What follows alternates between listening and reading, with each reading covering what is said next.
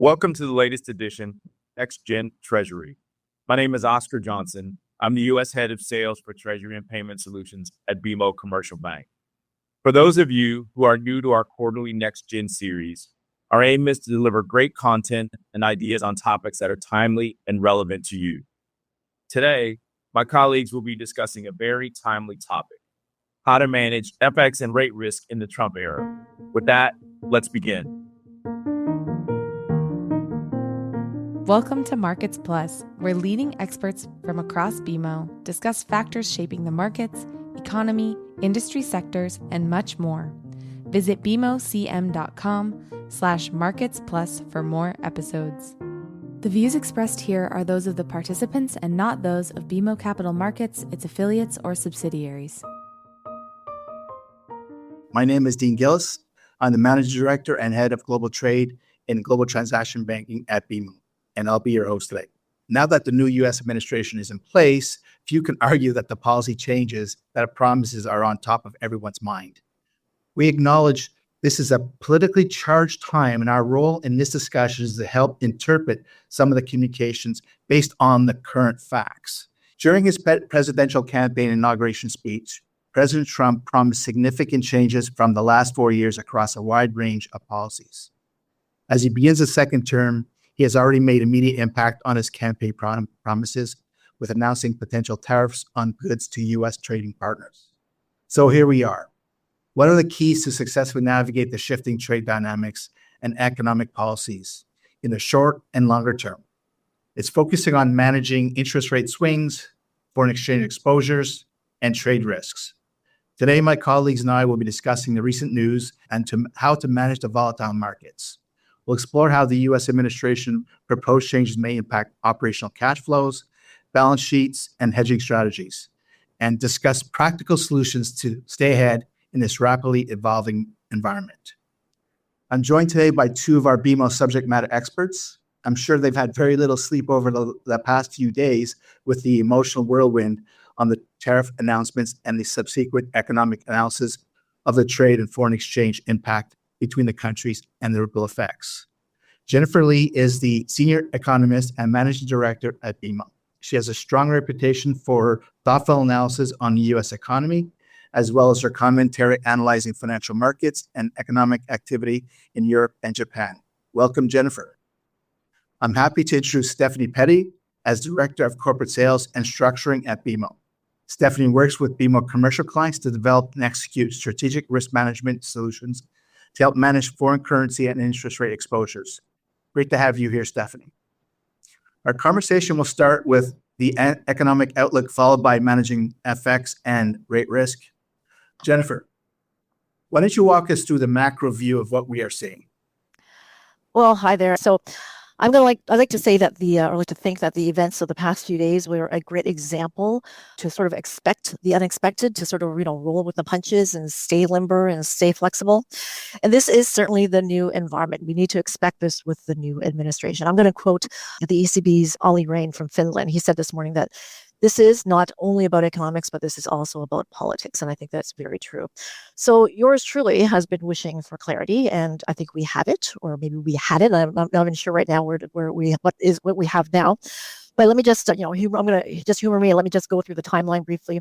It was Saturday, February 1st.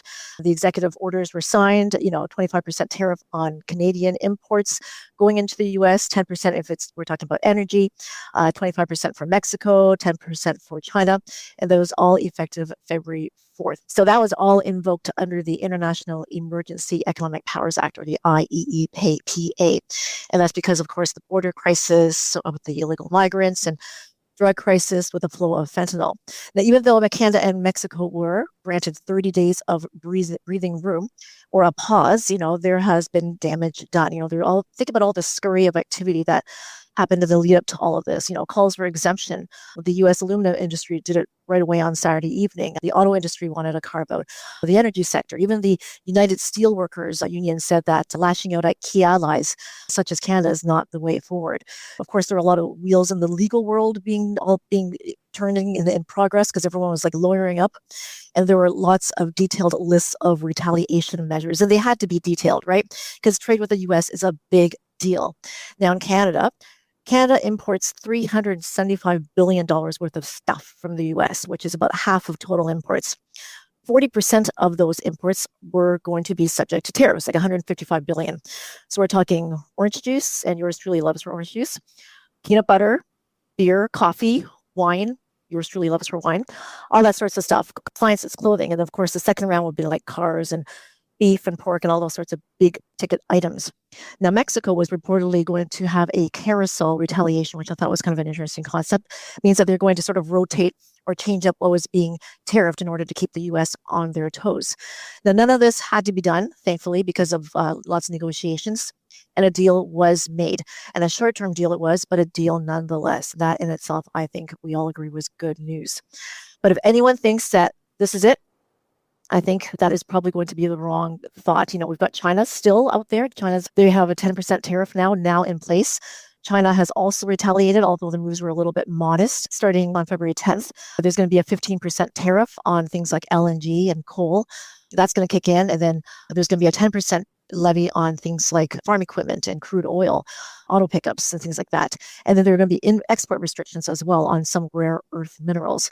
So the big question, I think, is going to be like, how is the U.S. going to retaliate? Is the U.S. going to retaliate against these retaliatory measures? And, so that's the question. It's like, what is next to follow?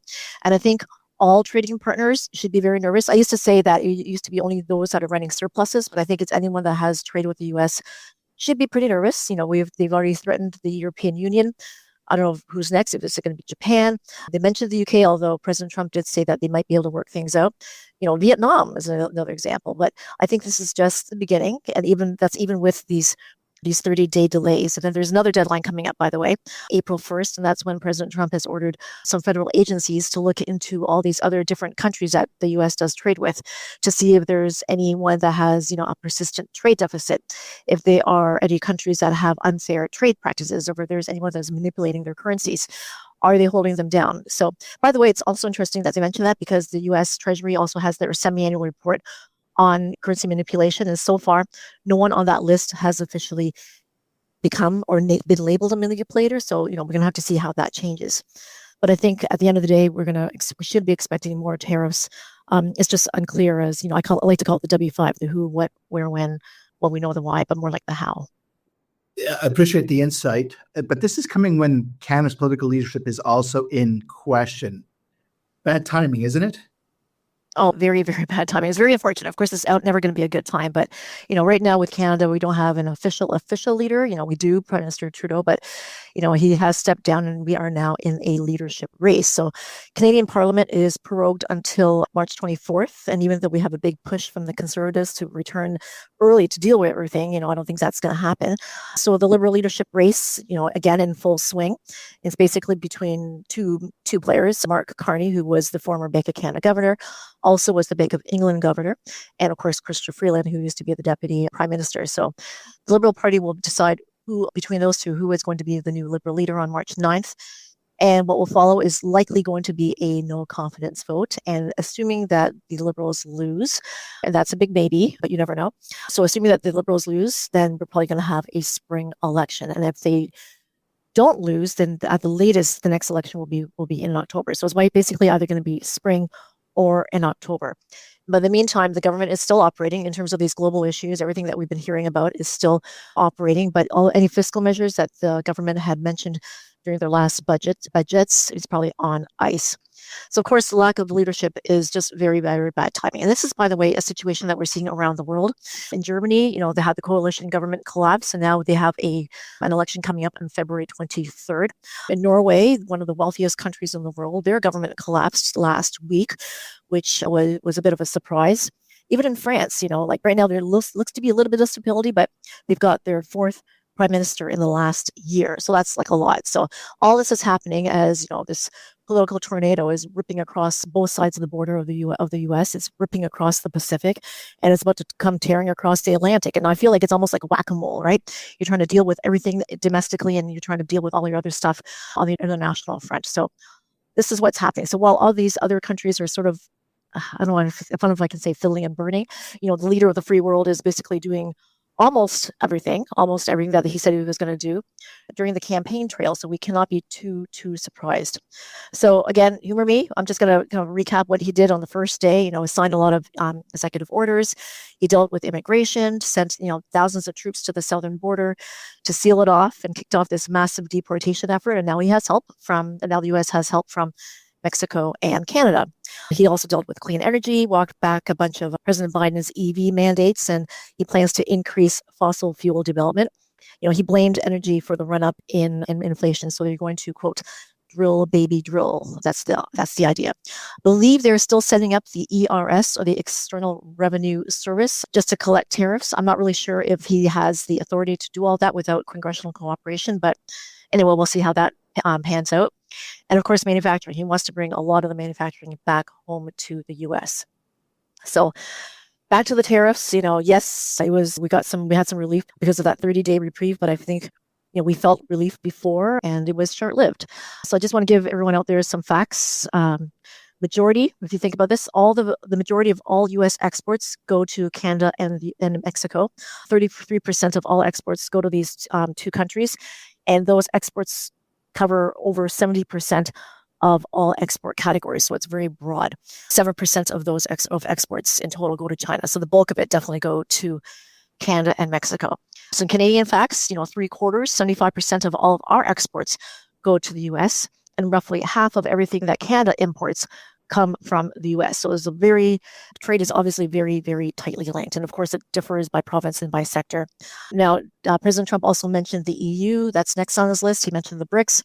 And again, anyone, I think, with a trade surplus or any kind of trade with the U.S. should probably be a little bit nervous. And just like what happened with Colombia, threatened with 25% tariffs, and that lasted, well, it didn't really go into play, but the whole threat lasted about a couple of hours. So I think we got to give the Trump administration marks for efficiency and speed of just getting a lot of the stuff through. We're barely in the first month of this administration, but they basically hit the ground running. It's people with a mission. Look at Marco Rubio. He was passed, and all of a sudden he's on the phone with Vietnam discussing trade deficits. So again, things are moving along. Doesn't want to waste time, and just trying to get a lot of the stuff done over the next few months. Thank you, Jennifer. That certainly was a lot to digest. With all these things going on, what are the implications from the tariffs or lack thereof in the short term over the next few months? Why don't we start with the U.S.? Okay, so implications. Well, a lot of moving parts, which I think everyone can appreciate. I think most of us are glad that we didn't see that blanket tariff that was first threatened that would cover all $3 trillion worth of imports. Although confidence has been, to do a James Bond thing, has been shaken and stirred.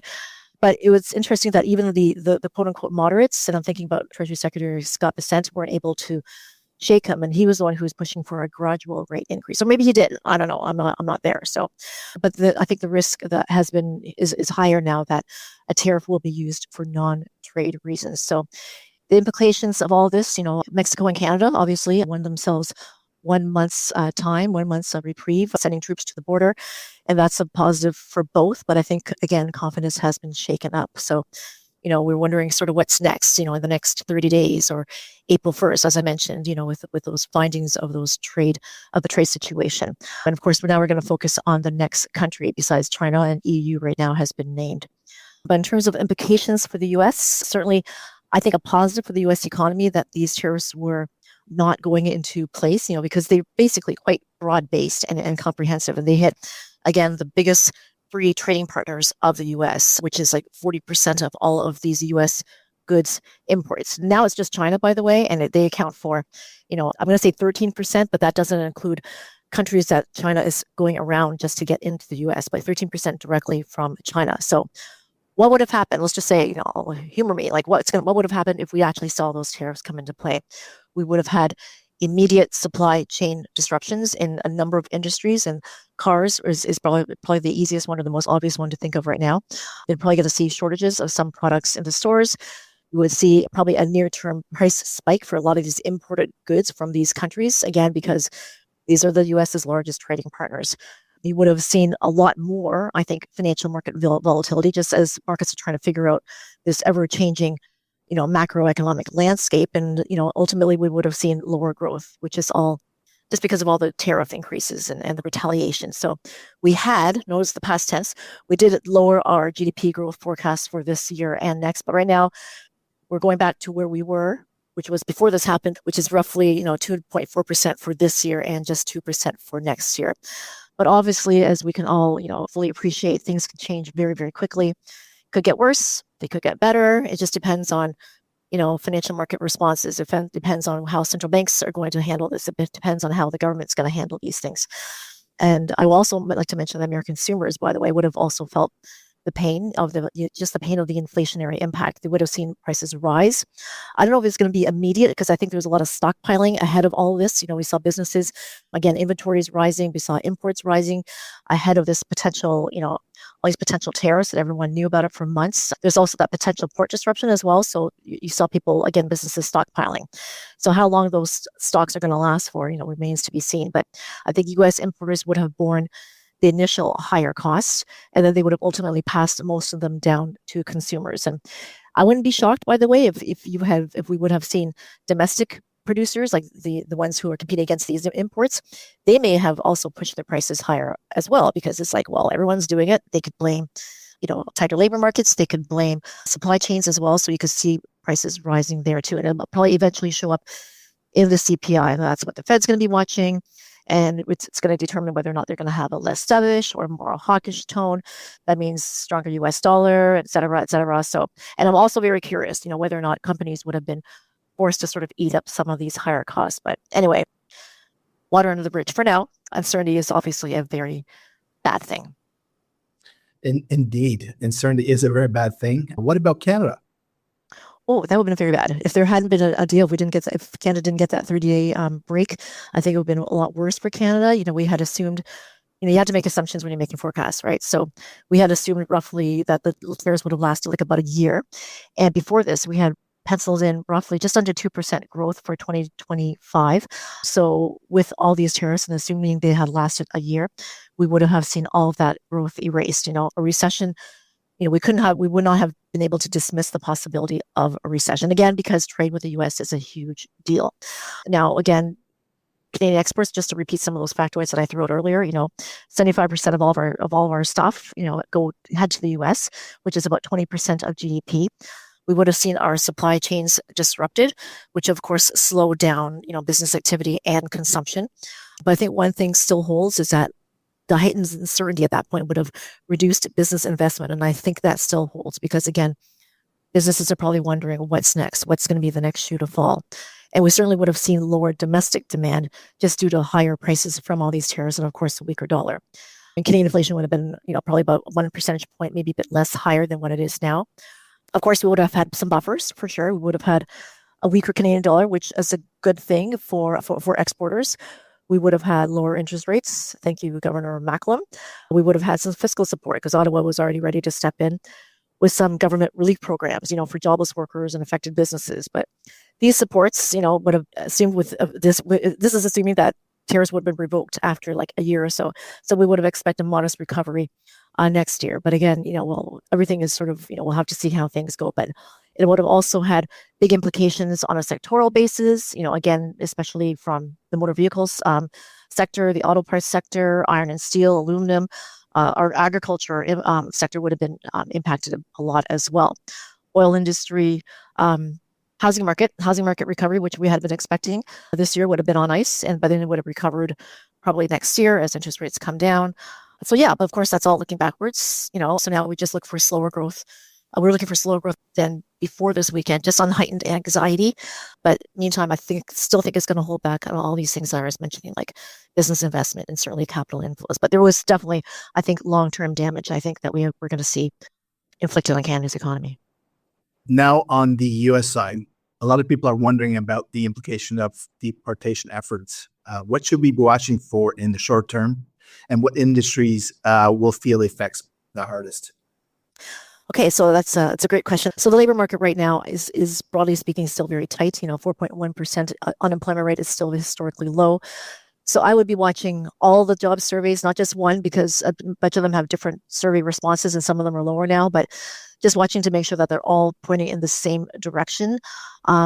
I'd be watching food costs as well, so that the sectors that are going to be impacted the most, I think, would be the agricultural sector, because 50% of workers on American farms are undocumented workers. So if you imagine that all of those people are now unable to work, so you're hiring legal workers and they're going to be demanding a lot more in terms of wages and benefits and all that. Construction industry is another one that's also very highly reliant on undocumented workers. And California, for example, is one state that's going to be needing a lot of massive rebuilding. So, and I should also mention that even though those are the two big sectors, that I can think of, again, agriculture and construction, but there's also like legal workers, those on like H-1B visas. Apparently there's a big run of like literally running to the lawyers after the inauguration to say, make sure that they are covered and they are okay to stay in the US. Of course, there's going to be an impact on money, on wages and benefits. And so you would have to watch those sorts of things as well, because they can be inflationary. That's just the short-term things that I'd be watching. Okay. And so what about the long-term implications of the deportation efforts? What indicators should people keep an eye on? I'd still be watching wages, for sure. And then you'll have to see how, it's easy, how sticky prices are going to be. Companies are going to be paying out more for wages, for benefits, for training, that sort of stuff. And then again, all this could eventually spill over into inflation. So there could be an implication on CPI in terms of stickiness. We should also mention, by the way, it's not inflationary related, but, even though these undocumented workers were not paying income tax, they're still paying into the system, right? They're still paying sales taxes and property taxes. So that means potentially less revenue for the federal government.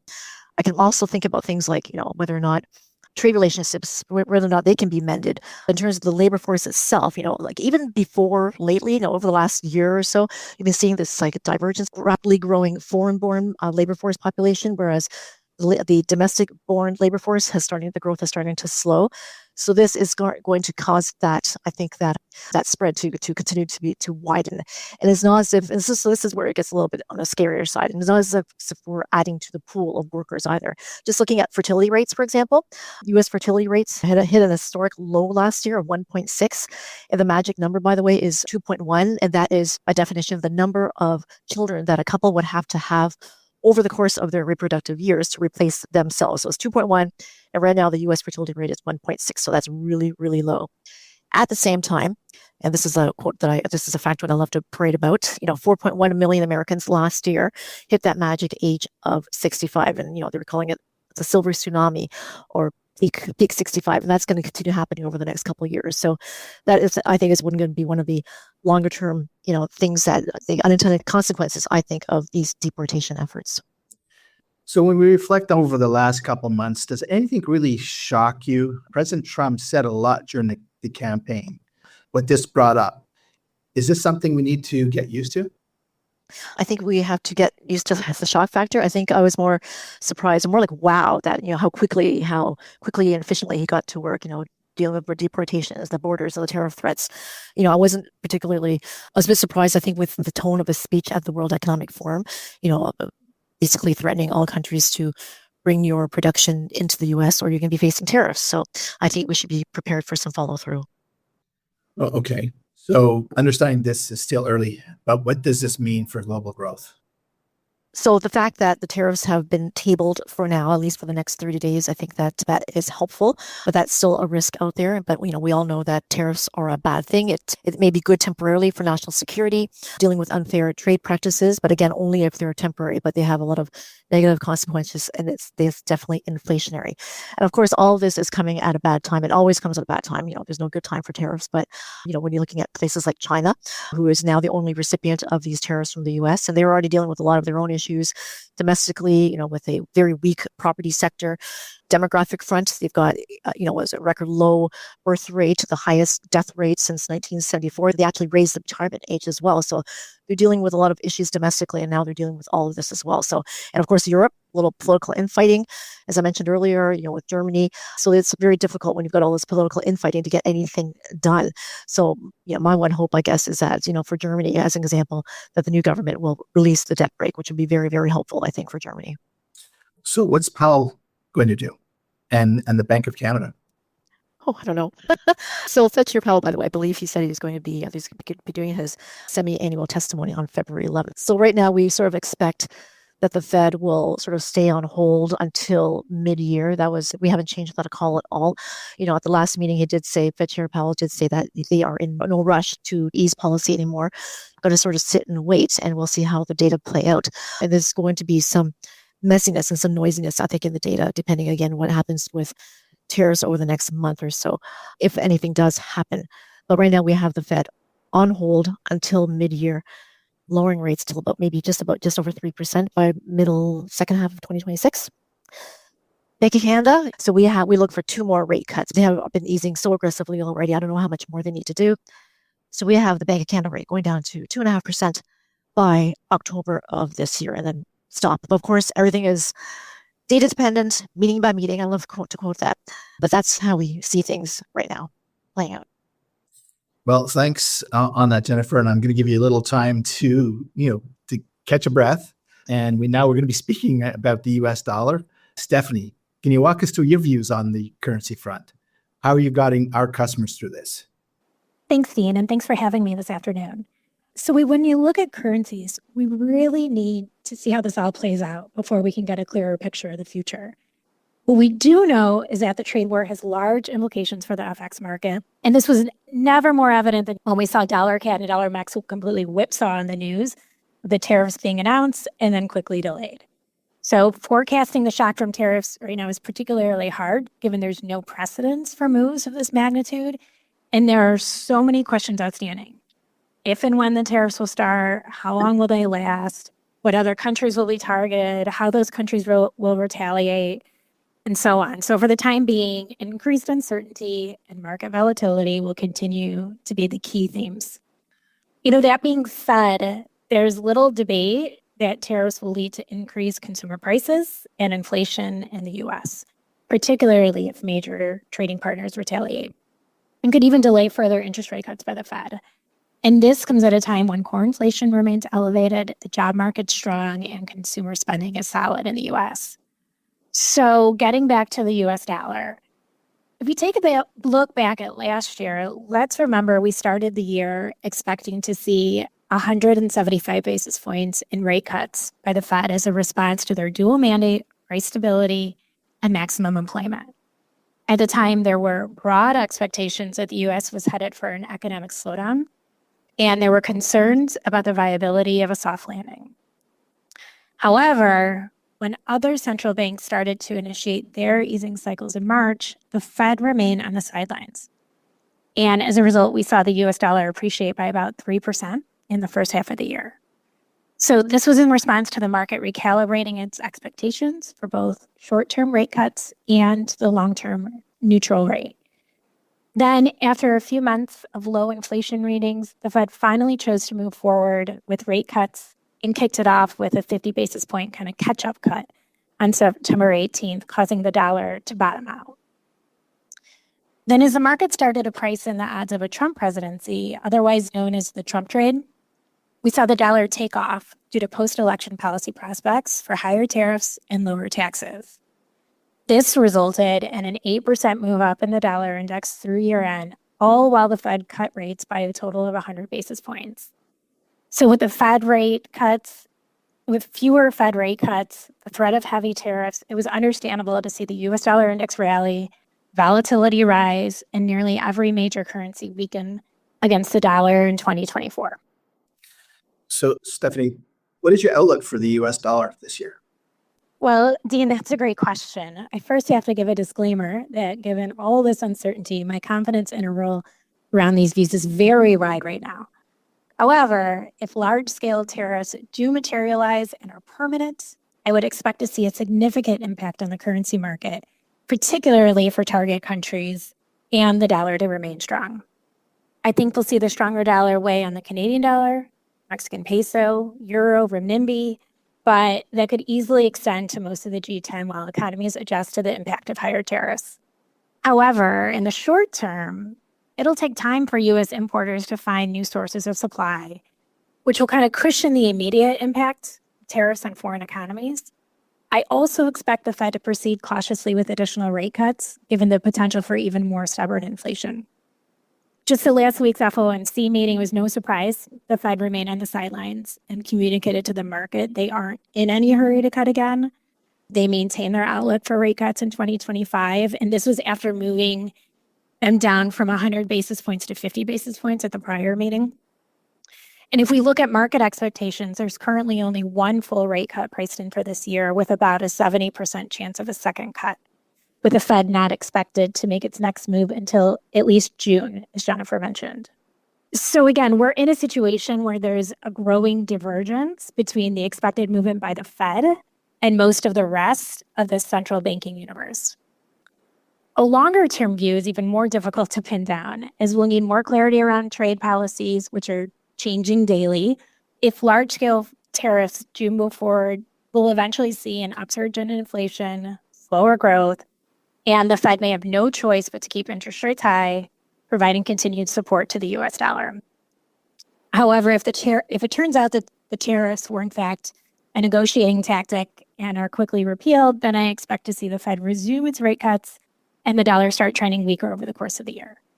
And on top of all this, we still have the impact of tax cuts and deregulation to consider. So I do appreciate your view on the US dollar and what's happening this year. And yes, it certainly is very dynamic and fluid. I think the term that I keep on hearing in the news all the time is a term fluid. So I think that's going to be our word of the year, I think. And what are your expectations then for the foreign currencies? Sure. Well, when we look abroad, we see the dollar index hovering around its 2-year low, with the hardest hit currencies being those that have faced significant tariff threats from the administration. No surprise. So, China, Mexico, Canada. However, other major currencies such as, euro and the pound have not been spared. So after the tariffs were announced, the Canadian dollar and Mexican peso hit fresh lows, which was no surprise given the announcement. Before recovering, the peso broke its 3-year low, while the Canadian dollar pushed to its lowest level in 22 years.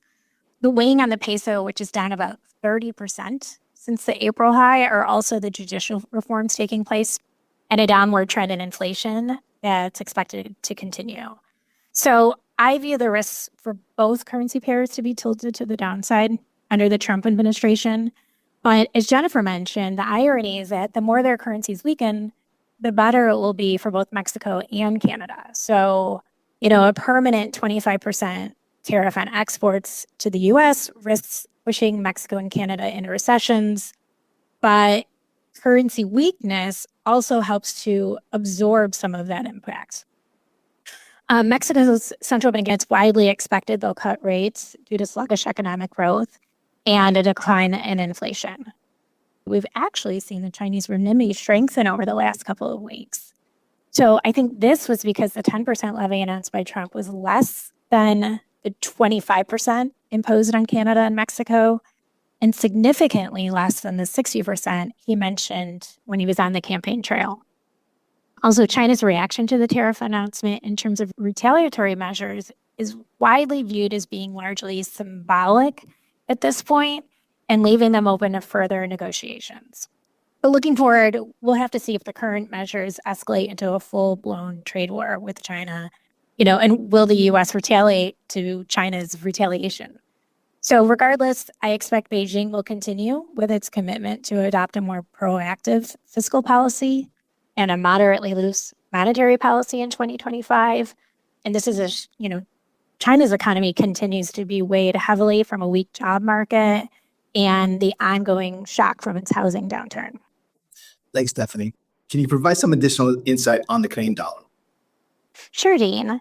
So the Canadian dollar had already been hit particularly hard since the U.S. dollar started its run back in October.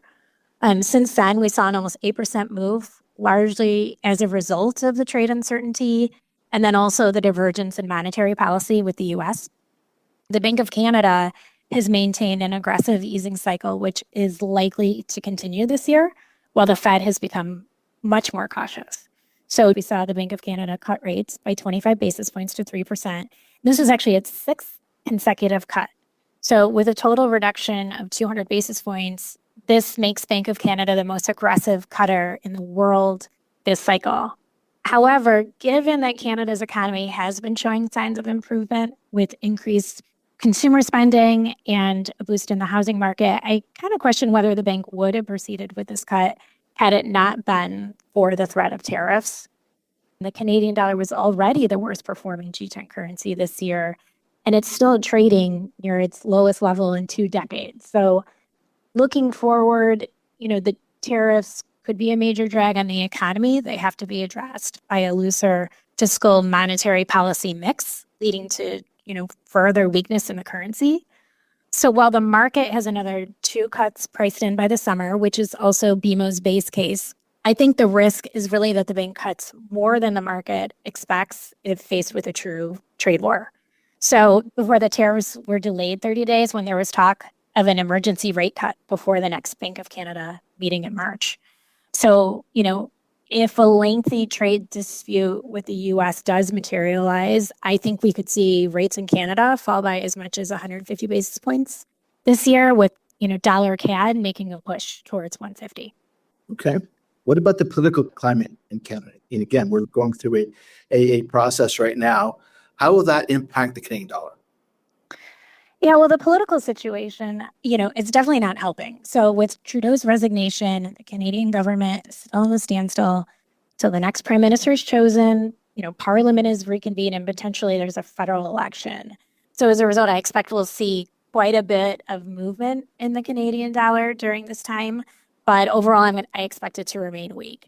So if U.S. tariffs end up being rolled back, then, we'll likely see some recovery in the Canadian dollar, which could be further supported by domestic political uncertainty and an eventual end to the Bank of Canada's easing cycle. This should help the Canadian dollar recover by year end, but my confidence around this happening right now is pretty low. So now that we've talked about North America, what about when we look across the pond? Sure. Well, and Jennifer, feel free to jump in here as well. But yeah, while the UK seems to have been spared for now from tariff talks, it sounds like the European Union is Trump's next target. So I wouldn't be surprised to see the euro head to parity this year, as their disinflation story has been more aggressive than ours, and there's more optimism around rate cuts out of the ECB. The central bank cut the deposit rate by 25 basis points last week, and this was as expected. And this was after cutting a total of 100 basis points last year. And the market does expect another 75 basis points for 2025, although the pace of that is debatable. While inflation has moderated, plenty of economic and political uncertainty remains, and many worry that if rates stay too high for too long, inflation could fall below target and economic growth, could remain weak. My thing is I've got the euro hitting parity by March, so we'll see. But yeah, I totally agree with that 75 basis points further cut. So we've got the European deposit rate hitting 2% by the end of this year. But yeah, I think March looks like a done deal, almost a done deal, as done as you can possibly get. But after that, there's going to be a lot more room for debate. I think that's what they're saying, a lot more deeper and broader debate on what comes afterwards. Because there's still some hawks out there who are afraid of being too early. Great. With so much uncertainty, what strategies are you seeing clients use to manage this risk? I think on the whole, we're seeing clients be more proactive in managing their FX and interest rate risk and kind of rethinking their risk management strategies. So I like to think of risk management as really kind of a spectrum of different approaches and then the related tools. So for example, companies that never hedged previously are now looking at implementing hedging programs, and companies that used basic hedging structures like forwards or swaps are looking into more structured solutions such as options or going further out in tenor. So what has become clear is that companies are preparing for ongoing volatility and long-term uncertainty and taking a more thoughtful approach to risk management. What I found really interesting was what we saw back in October when we had, over the course of the month, a sharp 7.5% move higher in the dollar index due to that Trump trade. For many companies that were unhedged, this move exposed a weakness in the structure of their FX exposure in cases where they didn't have an active risk management program in place. So all of a sudden, companies that chose not to hedge because they didn't feel currency risk had a meaningful impact on their business were caught kind of flat-footed and scrambling to get set up to trade. In addition, companies that use basic FX forward and interest rate swap structures have started looking more extensively into option strategies that allow them to obtain protection from adverse moves while also giving them the ability to benefit from an advantageous move in the market. So, this has been particularly common in the rates market, where we've seen increased interest in collars given the uncertain outlook, and some clients looking for the ability to participate in a downward rate environment while also locking in protection from a potential move higher, which is not entirely out of the question right now. Also, during periods when future currency movements are unclear, options can help firms kind of navigate short-term volatility without committing to fixed positions. So essentially, wherever clients kind of fall on this risk management spectrum, I think now's a great time to take another look at the approach and think about incorporating changes that could result in better outcomes. Thanks, Stephanie. This certainly seems complicated. Are there any best practices that you can share from your work with clients? Sure, Dean. So, my biggest piece of advice right now is to do something. So this isn't the type of market where you want to be sitting on the sidelines waiting to see what happens, because before you know it, you'll be on the wrong side of the market wishing you would have been more proactive. That doesn't necessarily mean companies need to start, placing hedges on 100% of their, forecasted FX exposures or locking in the rate on 100% of their outstanding floating rate debt. But they should at least be looking to take some portion of that risk off the table. So maybe rather than hedging 80 to 100% of their FX exposure, they're hedging 50 to 75%, or they're targeting a 50-50 fixed floating rate debt mix as a start. Or maybe they consider using a layered approach to hedges, start small and average into a position over time to get kind of more of a blended market rate. These are just examples, and the ratios, of course, should be tailored to meet each company's specific needs. But the key point here is, not to leave the company entirely exposed to an adverse impact on profitability that it could have otherwise been contained. Furthermore, for companies that haven't hedged in the past, I always recommend they put in place a risk management policy. It's a document that outlines the objectives of the hedging program, identifies the exposures, the strategies, that are to be used, along with the risk tolerance, and have that signed off by senior leadership. I can't stress the importance of this enough, as it acts as kind of a blueprint, if you will, to managing risk and ensures the company is working to achieve its stated long-term goals, not taking speculative positions in the market.